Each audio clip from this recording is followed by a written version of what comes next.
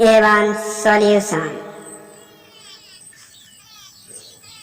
Welcome.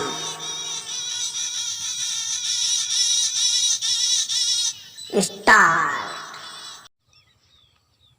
अब आप आ गए हैं जो क्वेश्चन आते हैं हर साल बोर्ड एग्ज़ाम में, उन्हीं क्वेश्चनों के अंदर। अब हम देखते हैं वो क्वेश्चन कौन कौन से हैं और क्या हैं। सबसे पहला क्वेश्चन जो है एक प्रश्नावली का। पहली प्रश्नावली से आता है जो सभी बच्चों को मालूम होगा। एक परिमेय संख्या का दशमलव प्रसार सदैव होता है। जब कोई परिमेय संख्या है उसका दशमलव प्रसार कैसा होता है, ये आपको पहली प्रश्नावली से क्वेश्चन इसमें दे दिया गया है। वह है ये क्वेश्चन केवल एक नंबर के हैं, ये आपको याद होने चाहिए। दूसरा क्वेश्चन जो है ये भी पहली ही प्रश्नावली का है, जिसमें भी आपको परिमेय संख्या और अपरिमेय संख्या इस प्रकार से मिले जान लीजिएगा कि वह पहली ही प्रश्नावली का है।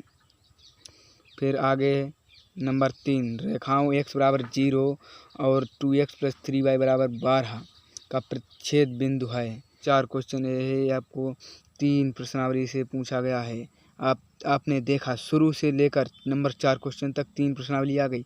एक क्वेश्चन केवल एक प्रश्नावली से पूछा जाता है, इसीलिए आपको जो क्वेश्चन इसमें दिखाई दे रहे हैं ये क्वेश्चन, और जो मैं दिखाने वाला हूँ, जो मैंने आपको क्वेश्चन दिखा दिए हैं, वो सारे क्वेश्चन आपको कॉपी में नोट कर लेने हैं या इस वीडियो को डाउनलोड कर लेना है और एक एक क्वेश्चन चुन कर लगाना है आपको। और इसमें है 2x + ay बराबर 1 तथा 3x - 5y बराबर 7 का कोई भी हल नहीं है। यह आपको क्या है, आपका द्विघात समीकरण। इसमें आपको एक क्वेश्चन दिया गया है, ये 100% उदाहरण ही है। आपको उदाहरण ही लगाने हैं डॉक्टर मनोहर के। और अगला सवाल जो है आपकी स्क्रीन पर 1 से 10 तक की धनात्मक विषम संख्याओं का समांतर माध्य होगा। माध्यिका को आलेखीय विधि द्वारा निम्न में से किससे प्राप्त किया जाता है? त्वरण, आयत, बहुभुज, इनमें से कोई नहीं। फिर आपका अगला क्वेश्चन है, यदि कोई प्रेक्षणों का माध्य 27 तथा बहुलक 45 है तब माध्यिका होगी। यह क्वेश्चन 2023 में आया था। फिर है वर्गीकरण आंकड़ों की से अधिक प्रकार और से कम प्रकार की संचयी बारंबारता वक्रों के प्रतिच्छेद बिंदु के भुज से आंकड़ों का प्राप्त होना माध्य कहलाता है, या माध्यक कहलाता है, या बहुलक कहलाता है, या उपरोक्त सभी कहलाता है। ये क्या कहलाता है? इनमें से क्या कहलाता है? ये आपका एक प्रकार से आंकिक प्रश्न है। अब आपका शुरू होता है खंडवा। जो सवाल होते हैं आपके लेखनीय सवाल, मतलब लिखकर लगाने वाले सवाल जो हैं वो यहाँ से चालू हो गए हैं। यहाँ पे दो क्रमांक धनात्मक पूर्णांकों का गुणनफल 2 से विभाज्य है। ये कथन सत्य है या असत्य है? ये कथन सत्य है या असत्य है? मैं आपको आंसर इसमें नहीं दे सकता, क्योंकि आपको इस वीडियो में आंसर देने से वीडियो बहुत ज़्यादा लंबी हो जाएगी। जो वीडियो है वो बहुत लंबी होगी, इसीलिए मैं आपको इसमें केवल क्वेश्चन बताया दे रहा हूँ। फिर अगली वीडियो में मैं आपको इसका सॉल्यूशन के साथ, हर क्वेश्चन सॉल्यूशन के साथ बताऊँगा। यदि cot θ बराबर 7/8 तो 1 + sin θ, 1 - sin θ, 1 + cos θ और 1 - sin cos θ। तो 1 + sin θ, 1 - sin θ, 1 + cos θ और 1 - cos θ का मान निकालिए। एक शंक्वाकार बर्तन, आपका अगला सवाल है, एक शंक्वाकार बर्तन जिसका आंतरिक व्यास 10 सेमी, ऊंचाई 24 सेमी है, पानी से भरा है। पानी को एक बेलनाकार बर्तन जिसका आंतरिक व्यास 20 सेमी है में डाला जाता है। बेलनाकार पात्र में डाले गए पानी की ऊंचाई ज्ञात कीजिए। शंक्वाकार बर्तन से आपको बेलनाकार बर्तन में पानी को डालना है, फिर उसकी आपको ऊंचाई निकालनी है। फिर निम्न आंकड़ों का समांतर माध्य ज्ञात कीजिए। निम्न आंकड़ों का समांतर माध्य ज्ञात कीजिए। ये आंकड़े जो दिए गए हैं आपको, इनका आपको समांतर माध्य ज्ञात करना है। फिर है बिंदु -4 और 6 हैं।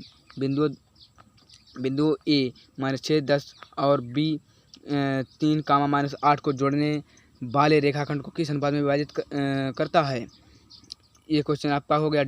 फिर है आपका अगला क्वेश्चन है के का मान ज्ञात कीजिए। बिंदु A B C, A 2, 3, B 4, के और सी 6, -3 तो संरेखी हैं, कर्ण संगत हैं।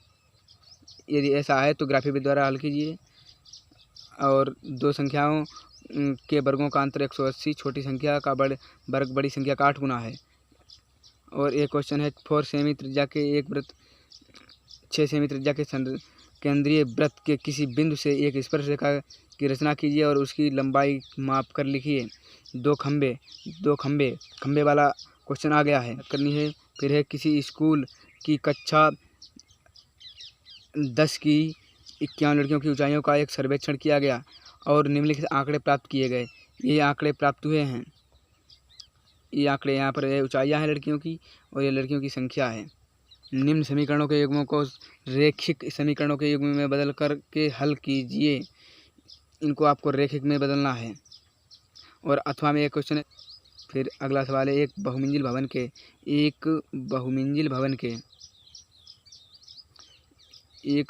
भवन के शिखर से देखने पर एक 8 मीटर ऊंचे भवन के शिखर और तल के अवनमन कोण क्रमशः 30 और 45 हैं। बहुमंजिल भवन की ऊंचाई और दो भवनों के बीच की दूरी ज्ञात कीजिए। और इसके अथवा में आपको ये सवाल मिला है। ये सवाल आपको इसमें √3 = 1.732 का मान भी दिया गया है। और फिर आपका जो अगला सवाल है वह है एक बर्तन एक उल्टे शंकु के आकार का है। मतलब इस प्रकार आपका जो एक बर्तन है शंकु होता है ऐसा और ऐसा, और जो बर्तन है वो है इस प्रकार है, ऐसा और ऐसा, इस प्रकार का बर्तन है। इसकी ऊंचाई 8 सेंटीमीटर है। ये ऊंचाई आप इसके और जो खुला है ऊपरी यहाँ से खुला है। सिरे की त्रिज्या 5 सेमी है। ये ऊपर तक पानी से भरा है। ये पानी से भरा हुआ है। शंकु के आकार का जो बर्तन है उसमें शीशे की कुछ गोलियां डाली गई जिनकी जो त्रिज्या है वो 0.5 सेंटीमीटर है। और भरा हुआ जो पानी है उसका 1/4 भाग बाहर निकल जाता है। शीशे की गोलियां डालने से 1/4 भाग बाहर निकल जाता है।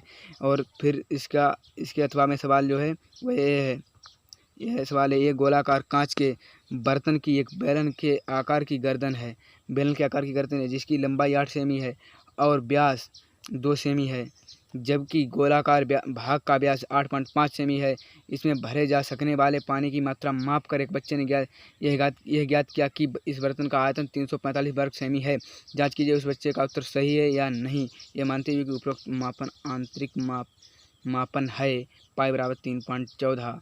और मैं आपको एक बात और बता दूं, जो इसमें ये बच्चा उत्तर बता रहा है ज़्यादातर सवालों में ये उत्तर गलत बताता है बच्चा। कहीं आप ये मत समझ बैठना कि हमारा उत्तर गलत आया है और इस बच्चे का उत्तर सही है। इस बच्चे का उत्तर 100% में से 90% तक तो गलत ही बताता है सवाल में, और केवल 10% ही सही बताता है। इसलिए आपको अपना जो उत्तर है वो ही लिखना है। ऐसा नहीं करना है कि आपका सवाल लगा है और आपका उत्तर इस बच्चे से अलग आ रहा है और आप समझ रहे हैं कि हमारा उत्तर गलत आ रहा है। आपका उत्तर सही है। तो अब हम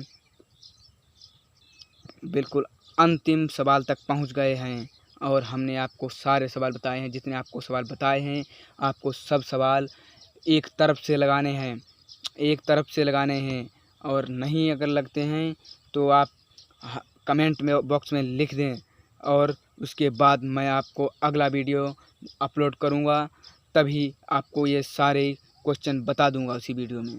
यह वीडियो लंबी हो जाएगी और इसीलिए आपको मैंने इसमें सॉल्यूशन नहीं बताया।